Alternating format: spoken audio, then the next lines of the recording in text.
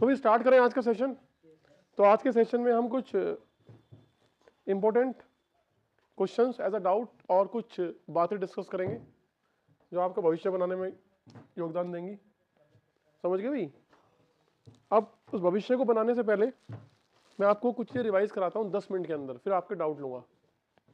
Revision is all about, जैसे कि मान लिया आपके सामने एक पहला क्वेश्चन ये लिखा है x1 + x2 and so on xn, ठीक है। R A X R equal to n लिखा हुआ है, ये इस टाइप से लिखा हुआ है। अब मैं आपसे बोलता हूं, आपको मैंने याद करवा रखा है ना, पॉजिटिव इंटीग्रल सॉल्यूशन कितने होंगे? Positive integral solution n-1 c r-1। Am I right? Negative integral solution कितने होंगे? चलो, नॉन नेगेटिव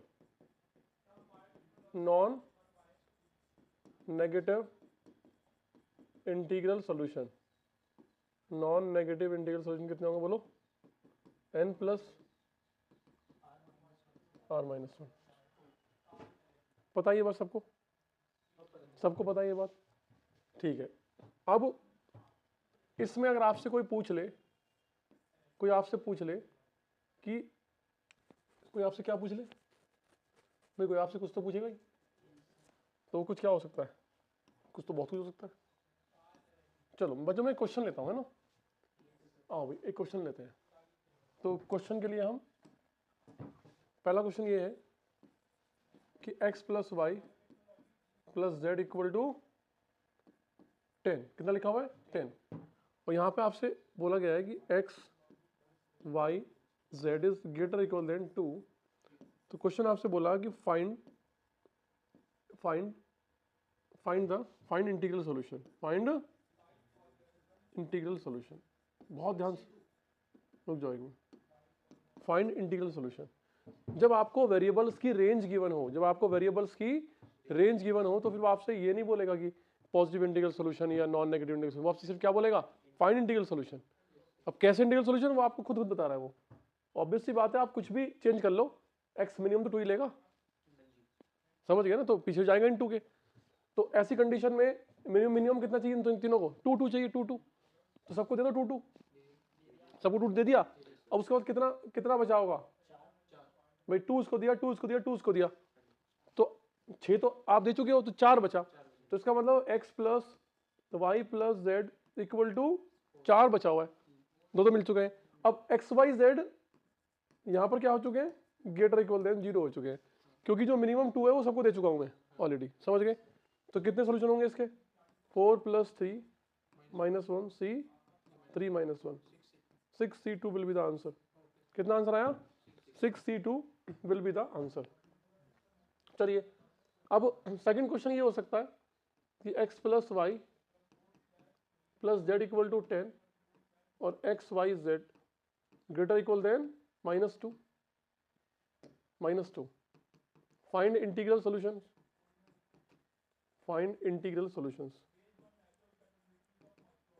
तो भैया x y z की वैल्यू मिनिमम -2 है।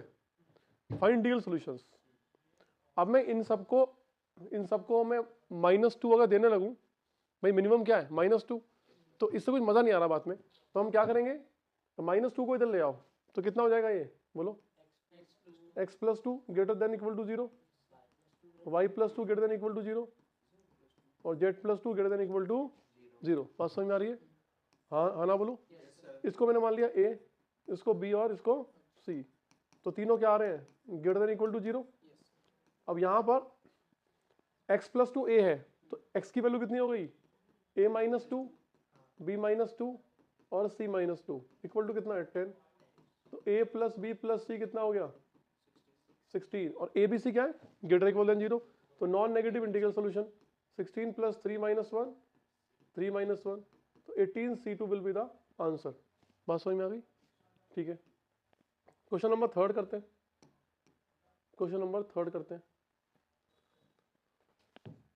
यहां पर लिखा भैया जी x + y + z = 10, x की value greater than equal to -1, y की value greater than equal to 1 और z की value greater than equal to 0। तो सिर्फ इतना बोला है कि find the integral solution, find the integral solution, find the integral solutions. समझ गए बच्चों? अब तीनों की रेंज की बातें अलग अलग है, -1, ये 1 और ये 0। तो मैं तीनों को ग्रेटर देन इक्वल टू 0 में कन्वर्ट कर लेता हूँ। तो -1 को इधर ले आओ, तो x + 1 greater than equal to 0, y - 1 greater than equal to 0 और z greater than equal to 0। ये a बन गया, ये b बन गया और वो z ही रहा। तो अब x + 1 की वैल्यू कितनी हो गई? a। तो x की वैल्यू कितनी हो गई? a - 1। तो यहाँ पर रखो a - 1 इधर, plus y, y - 1 equal to b। तो y की वैल्यू कितनी हो गई? b + 1 और z is as it is. तो a + b + z है ना, 1 से 1 कट गया, कितना आ गया? 10। और ये सारे ग्रेटर देन इक्वल टू 0 है, तो यहाँ से आ गया 10 + 3 -1 c3 - 1। तो 12c2 will be the answer. 12/2 11/1 66 will be the answer. भाई बात समझ में आ रही है? फटाफट नोट करें आप, फटाफट नोट करें।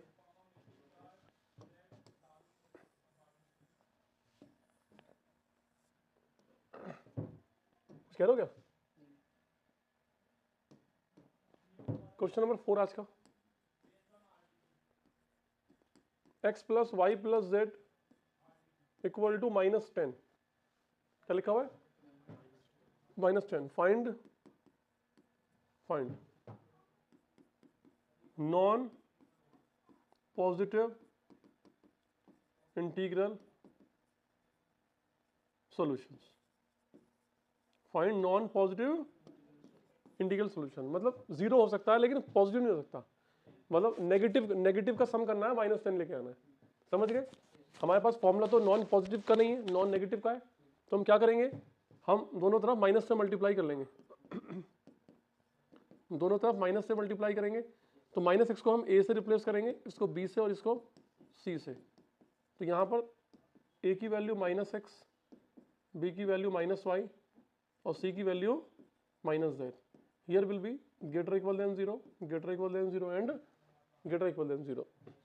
तो भैया अब यहाँ पर a b c greater equal than 0 है, तो यहाँ से मिल जाएगा नॉन नेगेटिव इंटीग्रल सॉल्यूशन, जो कि x के लिए नॉन पॉजिटिव इंटीग्रल सॉल्यूशन का ही काम करेगा। फिर सही है, 60 ही आ गया। समझ गए मेरी बात? मैं भी समझ गया तुम्हारी बात।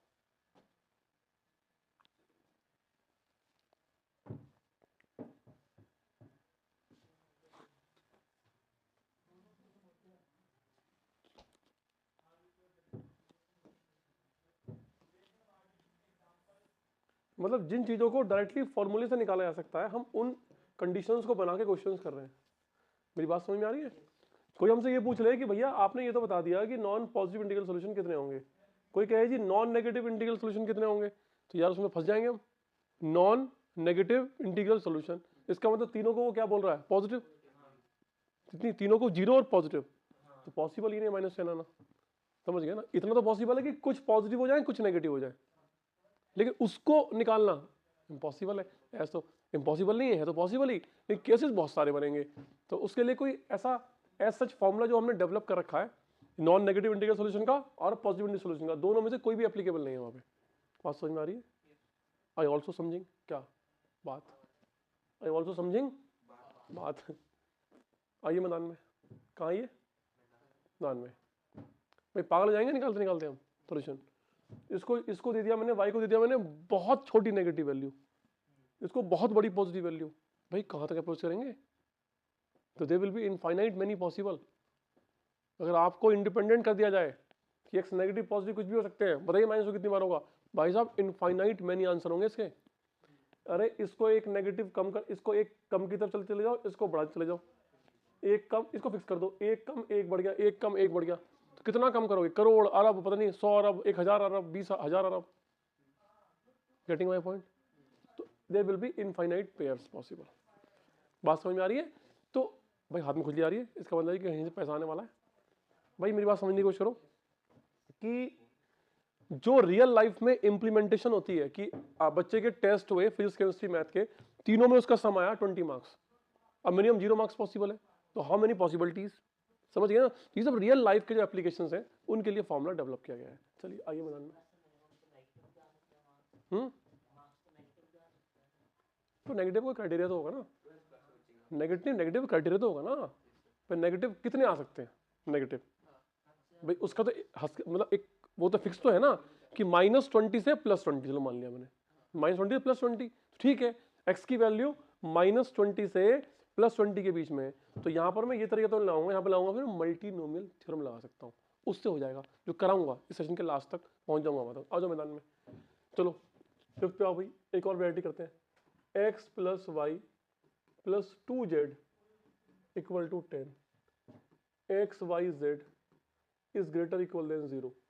तो भैया बताओ, find integral solutions, find integral solutions. तो भैया इस टाइप से हमें करना है।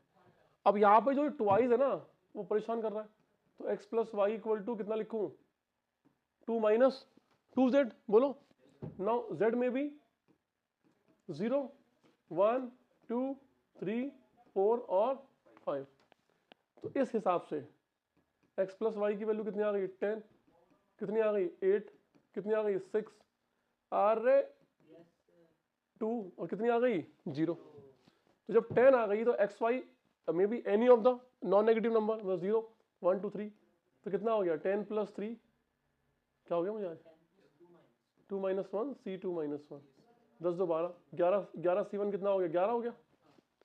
इन दोनों में कितना डिफरेंस है 2 का, तो उसके आंसर में 2 का डिफरेंस ही होगा, तो ये कितना आएगा, चलो एक और लिख देता हूँ, a + 2 - 1 c2 - 1 9 c1 कितना हो गया 9, अब तो डायरेक्ट लिख दो 7 5 3 1, 11 9 20 27 27 32 3 36 इज आंसर, सही है नहीं ये सम। तो बच्चों इतने तरीके से हम इंटीग्रल सॉल्यूशन बना सकते हैं, ये एक वैरायटी होगी इसकी।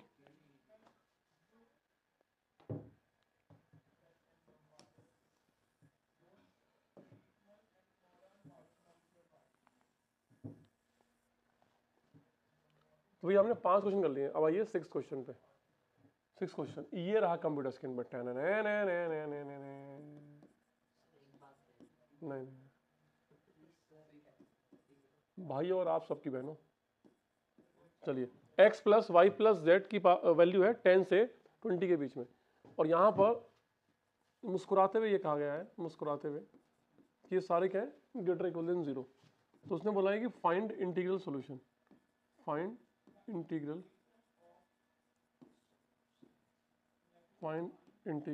सॉल्यूशंस। तो इसमें कोई ऐसा रूल नहीं है, ये भी आपको ऐसे ही करना पड़ेगा, और आपको फॉर्मूला लगाना पड़ेगा और स्पीड से। कितना हो गया 10, बोलो 11 12 13 14 15 16 17 18 19 और 20।